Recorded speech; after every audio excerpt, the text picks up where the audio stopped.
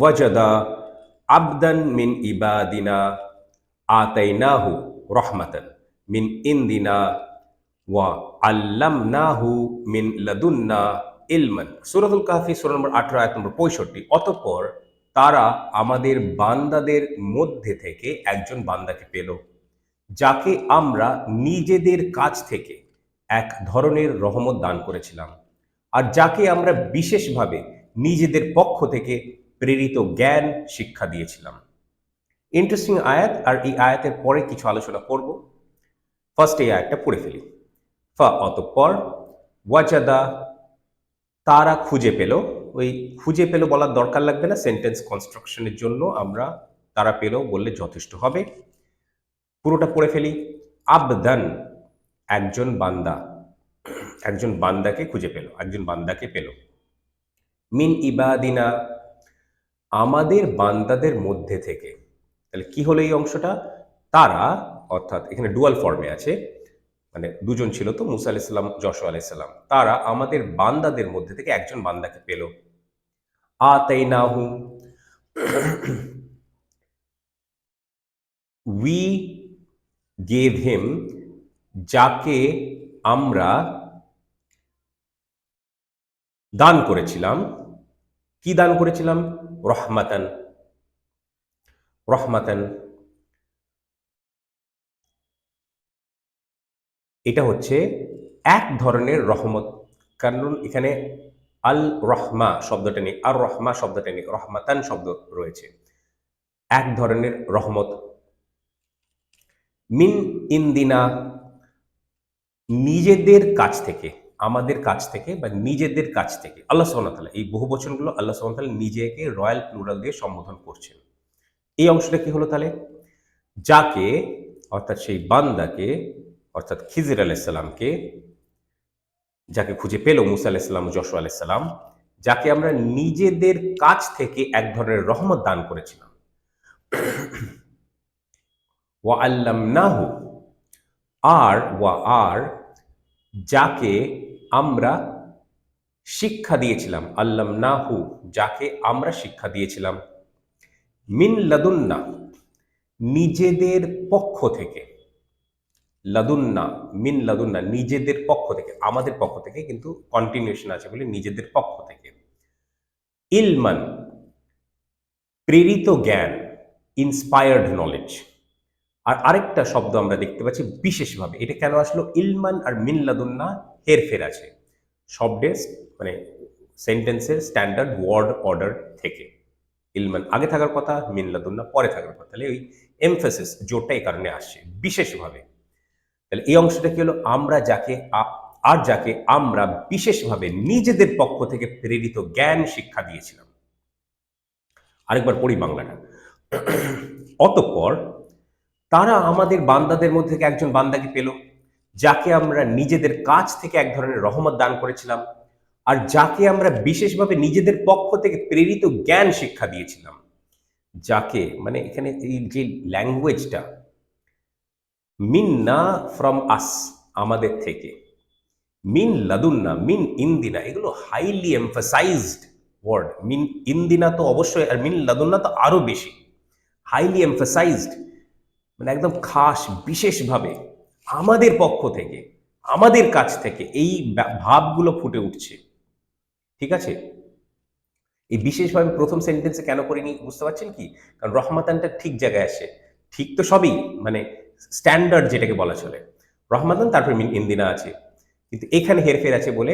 তাহলে রহমত, এক ধরনের রহমত তো দিয়েছিলাম, ওটা ঠিক আছে, কিন্তু এই যে প্রেরিত জ্ঞান, ইন্সপায়ার্ড নলেজ, এটা কিন্তু বিশেষভাবে এইটাকে ফোকাস বেশি করা আছে। তাহলে যাকে আমরা প্রেরিত জ্ঞান দিই, তার নলেজ, সে নলেজের লেভেল, মাত্রাটাই ভিন্ন। ঠিক আছে? আর খিজির আলাইহিস সালামের সম্বন্ধে তো আমরা আগে বলেছি যে পৃথিবীর ইতিহাসে আদম আলাইহিস সালাম থেকে শুরু করে শেষ মানুষ যে জন্ম নেবে, এখনো জন্মায়, যে জন্ম নেবে, সে পর্যন্ত এই পুরো ইতিহাসের বিস্তারের মধ্যে সবথেকে জ্ঞানী ব্যক্তি যদি কেউ থাকে, উনি হচ্ছেন খিজির আলাইহিস সালাম।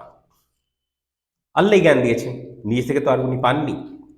এইরকম একজন ব্যক্তির সঙ্গে মুসা আলাইহিস সালামকে সাক্ষাৎ করতে পাঠানো হলো। সঙ্গে আছে ছোট্ট যশোয়া আলাইহিস সালাম। আমরা একটা কথা বারবার বলে আসছি লাস্ট কতকগুলো আয়াতে ব্যাখ্যা করার সময়, যে কিছু বলার আছে আমার, উপযুক্ত সময়ের অপেক্ষা করছিলাম। পরবর্তী আয়াত যখন পড়বো 66 নম্বর, তখন মুসা আলাইসাল্লাম ও খিজির আলাইসাল্লামের কথোপকথন শুরু হবে। এই অবধি ছিল মানে কি বলবো, একরকম বলা চলে মুসা আলাইসাল্লাম ও যশোয়া আলাইসাল্লামের কথোপকথনের অংশটা এবং প্রাসঙ্গিক কিছু কথা আল্লাহ সুবহানাহু ওয়া তাআলা আমাদেরকে তুলে ধরলেন। সেই কথাটা কি, সেই মাছের কথা, ওই সমস্ত কথা মনে আছে তো? আর কিছু প্রশ্ন আমরা তুলেছিলাম আগের বেশ কতগুলো আয়াতে, বারবার প্রশ্নগুলো তুলেছিলাম যে একটা জায়গা আমরা যাচ্ছি, মাজমাউল বাহরাইন, মানে দুটো সাগরের মিলনস্থল বা সংযম স্থল, the junction of the two seas, the gathering place of the two seas, ওটা এস এম জরফের প্যাটার্নে রয়েছে। ঠিক আছে, তাহলে যেখানে আমি যাচ্ছি সেখান থেকে অতিক্রম করে কি করে যেতে পারি, ওখানেই তো যাবো কি না? ঠিক আছে, এই প্রশ্নটা করেছিলাম। সব কিছুর উত্তর আজকে দেবো ইনশাল্লাহ, চেষ্টা করব, মানে চেষ্টা করব দেবো, কিন্তু সহজ করে বোঝানোর চেষ্টা করব।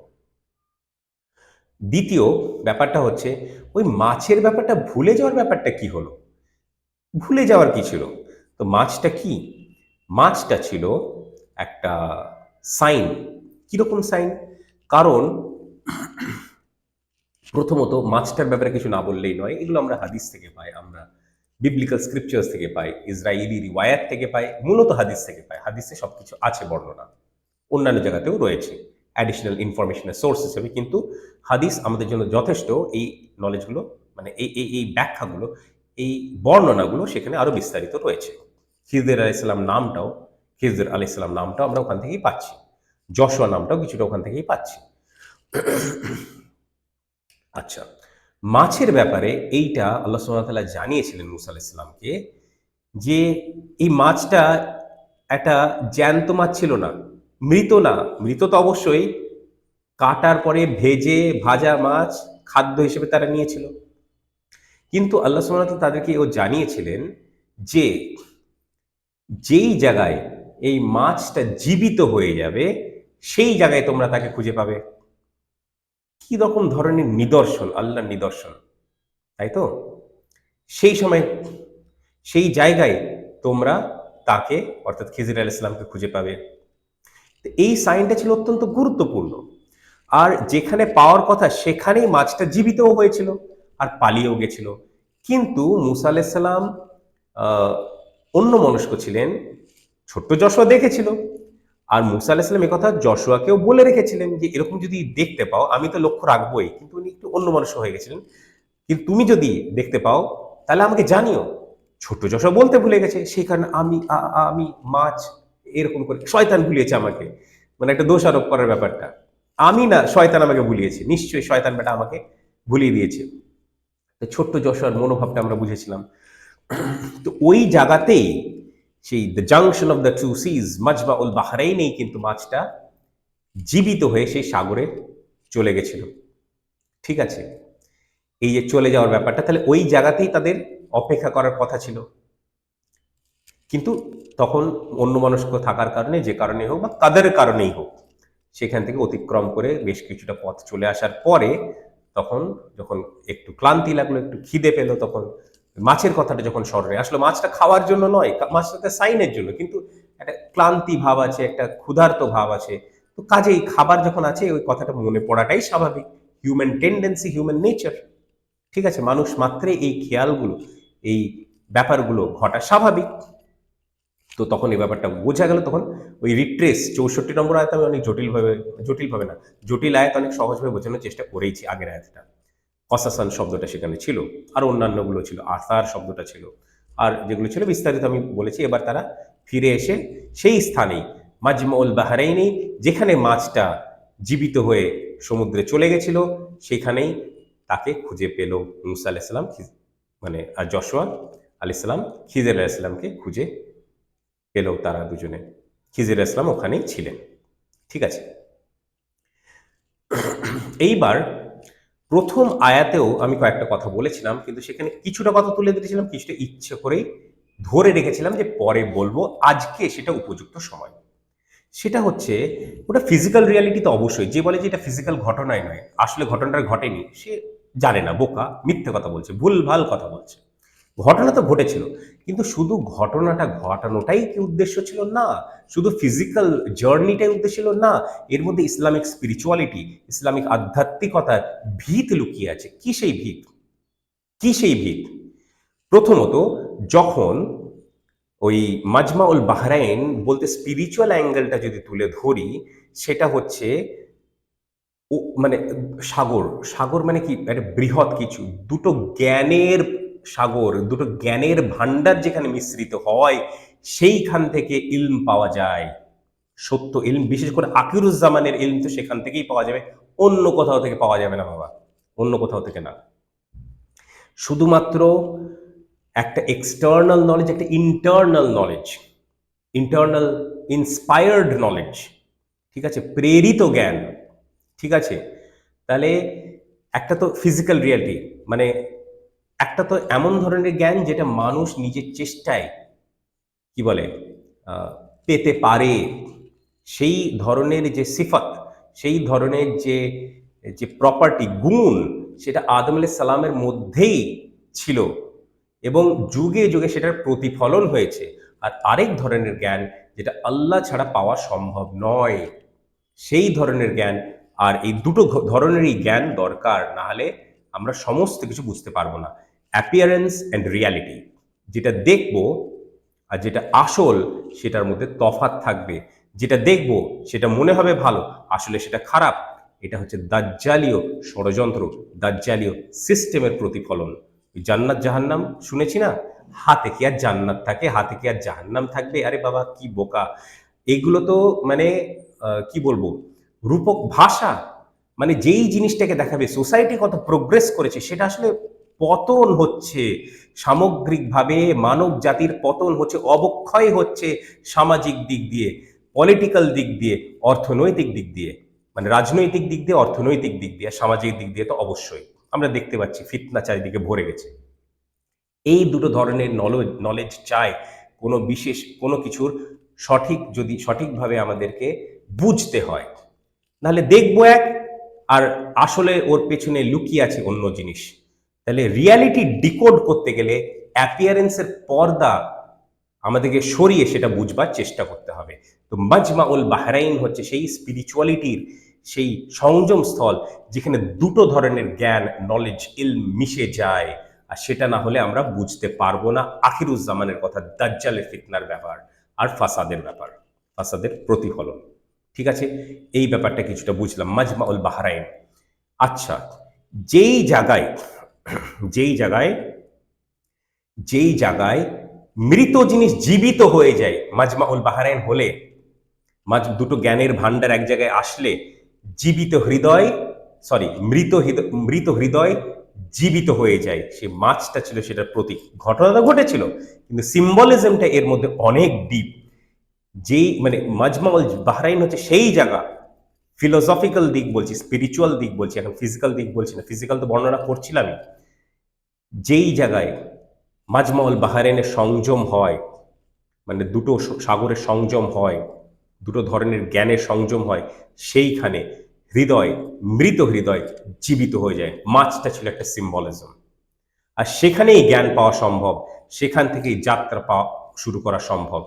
সেই কারণে যতক্ষণ পর্যন্ত আমরা সঠিক দিকে যাচ্ছিলাম, মুসা আলাইসাল্লাম, যশোয়া আলাইসাল্লাম যাচ্ছিলেন দুজনে খিজির আলাইসাল্লাম গন্তব্যস্থলে, যেখানে খিজির আলাইসাল্লামকে পাওয়ার কথা, ততক্ষণ অনেক সফর পেরিয়ে গেছেন, ওনাদের ক্লান্তি আসেনি, ওনাদের ক্ষুধা আসেনি। কিন্তু যেই সেই স্থান থেকে অন্যদিকে হাঁটা দিলেন, মানে পার হয়ে অতিক্রম করে আরো এগিয়ে গেলেন, এবার যতই এগোতে থাকবেন তত ওই জায়গাটা থেকে, গন্তব্যস্থল থেকে দূরে যেতে থাকবেন, যেই ওইটা শুরু হলো, সেই ক্লান্ত ভাবটাও লাগলো, সেই ক্ষুধা ভাবটাও লাগলো। তাহলে তখন তাদের খেয়াল আসলো, তাহলে যখন সঠিক জায়গা থেকে আমরা দূরে সরে যাই, তখন এই ব্যাপারগুলো আসে। আমি আগে একবার বলেছিলাম যে যতক্ষণ পর্যন্ত আমরা ঠিক রাস্তায় আছি, ততক্ষণ কোনো ক্লান্তি আসে না, কোনো ক্ষুধা, এগুলো তো ফিজিক্যাল, কিন্তু স্পিরিচুয়াল অ্যাঙ্গেলগুলো বুঝে দেখুন, যে কোনো টায়ার্ডনেস, ফ্যাটিগ, মানে সব কিছু আমাদের কাছে পরিষ্কার হয়ে যায়, কোনো কনফিউশন থাকে না, কোনো ঘাটতি থাকে না। এই ব্যাপারটা ছিল মূল মেসেজ। এই এই এই এই এখন পর্যন্ত যতটা বর্ণনা করা হয়েছে, সেটা প্রেক্ষাপট, কনটেক্সট আমি বোঝালাম হাদিসের ভিত্তিতে। আর একই কথা আছে বিবলিক্যাল সোর্সেসেও। বিবলিক্যাল লিটারেচার, যেটাকে আরবিতে ইসরায়েলি রিওয়ায়াত বলতে পারি, কিন্তু হাদিসে সম্পূর্ণ ব্যাপারটাই রয়েছে। এবার বোঝা গেল যে কতটা ডিপ। মাজমাউল বাহরাইনের ব্যাপারটা বললাম, এটা কি 1400 বছর পরে প্রথম আমি এটা তুলে ধরছি, 1400 বছর ধরে কেউ জানে না, ব্যাপারটা কি এরকম না। আমাদের যারা ইসলামিক স্কলার, ট্রুলি যারা ইসলামিক স্কলার, তারা বলতে পেরেছে, তারা চিন্তা ভাবনা করেছে, কোরআনের আয়াতে বলতে পেরেছে, বলে গেছে। উদাহরণস্বরূপ ইমাম বাইদাবি রহমতুল্লাহ আলাই, উনি এই ব্যাপারগুলো, স্পিরিচুয়ালিটির এই দিকগুলো খুব ভালোভাবে উপস্থাপন করতে পেরেছেন এই সূরার ডিসকাশন করতে গিয়েই। এই যে এই স্টোরি, এই যে হিস্ট্রি, এই ঘটনার বর্ণনা করতে গিয়ে উনি ব্যাপারগুলো তুলে ধরতে পেরেছেন। এই ব্যাপারগুলো আমাদেরকে বুঝবার আছে, বোঝার আছে। এমনি জাস্ট হুড়ুর হুড়ুর করে পড়ে গেলে কিছু লাভ হয় না।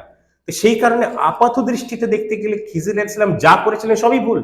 তো পৃথিবীতে আপাত দৃষ্টিতে দেখতে গেলে যেগুলো ভুল মনে হবে সেগুলো ভুল নাও হতে পারে। সেই ভুল না হতে গেলে সেটা কিসের দৃষ্টিতে দেখতে হবে? ইসলামিক আধ্যাত্মিকতার দৃষ্টিতে দেখতে হবে, ইসলামিক স্পিরিচুয়ালিটির দৃষ্টিতে দেখতে হবে। আর সেটা সহজ কাজ নয়।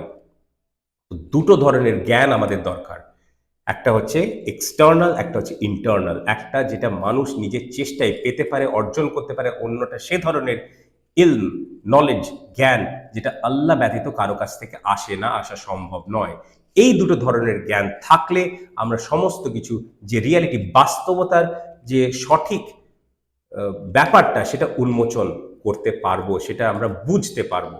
অ্যাপিয়ারেন্সে যে পর্দা, যে অ্যাপিয়ারেন্সকে কি বলবো, যেটা দেখা যাচ্ছে সেটার যে পর্দা, সেটার পেছনে যে বাস্তবতাটা লুকিয়ে আছে, সেই পর্দাটা না সরালে আসল কথায়, আসল মানে রহস্য, রাজ, সেটা বুঝতে পারবো না যে হচ্ছেটা কি। এই ব্যাপারটা আমার বলার ছিল, এই ব্যাপারটা তুলে ধরলাম। মাজমাউল বাহরাইনের ব্যাপারটা তুলে ধরলাম, মাছের ব্যাপারটা তুলে ধরলাম। দুটো আমি বারবার বলছি, কেউ যেন না বলে এগুলো বলছে যে শুধু আধ্যাত্মিক একটা ব্যাপার, এরকম না। ফিজিক্যাল ব্যাপার তো অবশ্যই, আর কতবার বলবো, এই ঘটনা তো অবশ্যই ঘটেছিল, কিন্তু তার সঙ্গে এই আধ্যাত্মিক মেসেজটাও অতটাই গুরুত্বপূর্ণ, বা আমি মনে করি আরো বেশি গুরুত্বপূর্ণ। ফিজিক্যাল ঘটনা তো একটা হয়েছে, ওটা একটা জানলাম, কিন্তু এইগুলো হচ্ছে আরো বেশি গভীর আলোচনা, যেটার ভিত্তিতে আমরা ইসলামিক স্পিরিচুয়ালিটি বা ইসলামিক আধ্যাত্মিকতার মানে ব্যাপারটা পরিপূর্ণ বুঝে আমরা বাকি জিনিসগুলো বুঝতে পারবো। এটার ভিত দিয়ে, এটার ভিত ধরে আমরা বাকি জিনিসগুলো সূরা কাহফের বুঝতে পারবো। এই অবধি আমার আলোচনা ছিল। মাজমাউল বাহরাইন হলো, মাছের উদাহরণটা হলো। তাহলে সেই সঠিক জায়গায় আমরা গেলে সেই পরিপূর্ণ জ্ঞানটা আমরা পাবো, আমাদের মৃত হৃদয় আবার জেগে উঠবে। সেই সেই মানে জলের ছেটা, সাগরের জলের ছেটা পড়েই সেটা হয়েছে। এখানে জ্ঞানের যে আসল, যে জ্ঞানের যে ছেটা পড়ে, সেটা আমাদেরকে, হৃদয়টাকে আবার পুনর্জীবিত করবে, একরকম বলা চলে, যেটা প্রায় মৃত হয়ে গেছে আমাদের বেশিরভাগের। তো এইটুকুই বলা ছিল। খুবই ইন্টারেস্টিং, এর থেকে ইন্টারেস্টিং আয়াত কোরআন মাজিদে খুব কমই আছে, এত ডিপ ডিসকাশন। এটা শুধুমাত্র এই আয়াতের আলোচনা নয়, 60 নম্বর থেকে শুরু করে 64 নম্বর, 65 নম্বর, এটাও 60 থেকে শুরু করে 65, এই ধরুন কটা, 6টা আয়াতের একটা খোলাসা করার দরকার ছিল। ছোট ছোট করে তো আমি বিক্ষিপ্তভাবে বলেইছিলাম, হাদিসের ভিত্তিতে আলোচনাগুলো করেইছিলাম, কিন্তু আজকে এই পরিপূর্ণ আমরা করলাম। আরো অনেক কিছু আছে খিজির আলাইহিস সালামের ব্যাপারে। খিজির আলাইহিস সালামের ব্যাপারে কোনো শেষ হবার নয়, সেটা আবার তুলে ধরবো যখন আমাদের প্রয়োজন পড়বে। পরের আয়াত থেকে আমরা এগিয়ে যাব এই আলোচনাটা নিয়ে, যেখান থেকে মূসা আলাইহিস সালামের কথোপকথন শুরু হতে চলেছে খিজির আলাইহিস সালামের সঙ্গে। খুব গুরুত্বপূর্ণ হবে সেই ডিসকাশন, আপনারা সেটা পাবেন পরের আয়াতের আলোচনাতে। এবং তারপর থেকে আমরা তাজবিদ রুলে পড়েছিলাম, গ্রামাটিক্যাল রুলে একবার আরবিটা পড়ে নেব, আর তারপরে বাংলাটা আরেকবার পড়ে নেব। সমস্ত কিছু মাথায় রাখবেন, তারপরে শুনবেন যখন, তখন উপলব্ধি করতে পারবেন, বুঝতে পারবেন যে এটার পেছনে শুধু এইটুকু কথাগুলো নেই, কত ডিপ ব্যাপার স্যাপারের মধ্যে লুকিয়ে আছে। ওয়াজাদা আবদান মিন ইবাদিনা আতাইনাহু রহমাতান মিন ইন্দিনা ওয়া আল্লামনাহু মিন লাদুন্না ইলমান। অতঃপর তারা আমাদের বান্দাদের মধ্যে থেকে একজন বান্দাকে পেল, যাকে আমরা নিজেদের কাছ থেকে এক ধরনের রহমত দান করেছিলাম, আর যাকে আমরা বিশেষভাবে নিজেদের পক্ষ থেকে প্রেরিত জ্ঞান শিক্ষা দিয়েছিলাম।